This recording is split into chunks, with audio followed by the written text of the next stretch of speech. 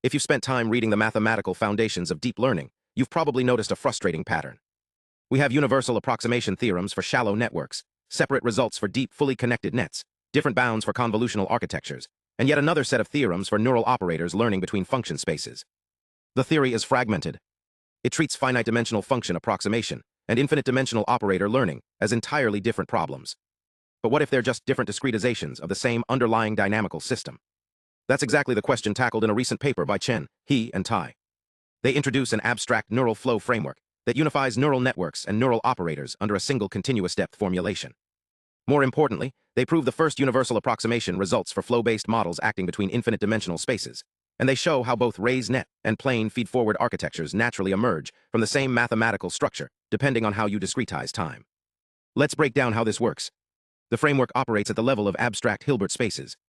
You have an input space X and an output space Y, and you want to approximate a continuous map from a compact subset of X into Y. The key move is to lift this problem into a latent space Z, which can be finite-dimensional like RD, or infinite-dimensional like a Sobolev space. The evolution of the system is governed by a differential equation in Z. We parameterize the nonlinear vector field with time-dependent parameters, and the flow map takes an initial state in Z and evolves it forward in time. By sandwiching this flow between a lifting map from X to Z and a projection map from Z to Y, we construct our neural flow operator. The innovation here isn't just the continuous time setup, but the introduction of two distinct vector field structures. The first is the composition structure, where the dynamics are simply the time derivative of the latent state equals a nonlinear activation applied to a linear transformation plus a bias. The second is the separation structure, where the dynamics split into a linear drift and a nonlinear control term. The time derivative equals a linear transformation plus bias plus a time-dependent coefficient times a nonlinear map. These aren't arbitrary choices. They map directly to the two most dominant architectural families in practice, once you look at how they're discretized. This is where the theory becomes practically illuminating. If you take the composition structure and apply a standard explicit Euler time discretization, you recover the exact residual update rule of a ResNet. Each layer becomes a time step, and depth becomes the number of discretization intervals. But if you take the separation structure and apply a semi-implicit splitting scheme, you get a plain feed-forward architecture. No skip connections, just sequential transformations. Depth still plays the role of discretization resolution, but the underlying continuous dynamics are fundamentally different. This gives us a principled, dynamical systems explanation for why we use residual versus plane architectures, rather than treating them as separate empirical heuristics. Before we can talk about approximation, the continuous model has to be mathematically sound. The authors prove well-posedness for both structures. They show that for piecewise constant parameter paths, the evolution equation admits a unique solution that depends continuously on the initial condition and the network parameters.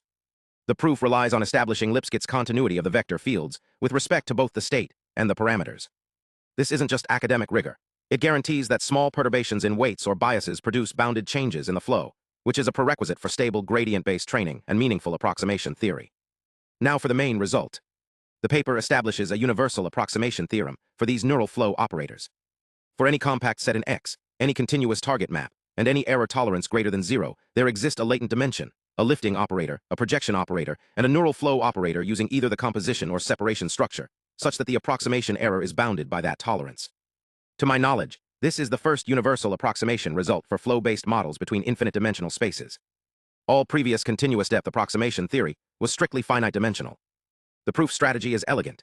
You use the compactness of the input set to project the problem into a finite-dimensional subspace, apply known finite-dimensional approximation results for neural flows, and then lift the solution back to the infinite-dimensional setting. They specifically work with the parameterized leaky Ray-LU family, showing that the implicit activation relation required by the separation structure is naturally satisfied, and even derive the exact closed-form mapping between the continuous and discrete activation parameters. The framework doesn't stop at fully connected layers. By restricting the admissible linear operators to convolutional integral operators, the authors extend the universal approximation property to convolutional neural flows. The key insight is that, on the class of constant-in-space latent states used in the approximation proof, a convolutional layer with a carefully designed constant kernel exactly reproduces the action of a fully connected matrix. This means translation equivariant architectures inherit the same universal approximation guarantees without needing a separate theoretical treatment. Of course, we don't train continuous time models in practice. We train finite-depth networks. The paper closes the loop by showing how the continuous time approximation results translate directly to discrete architectures.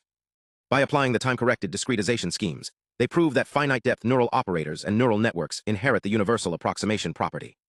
The approximation error is controlled jointly by the expressiveness of the network and the discretization step size. They provide explicit error bounds showing that as the step size goes to 0, the discrete operator converges to the continuous flow.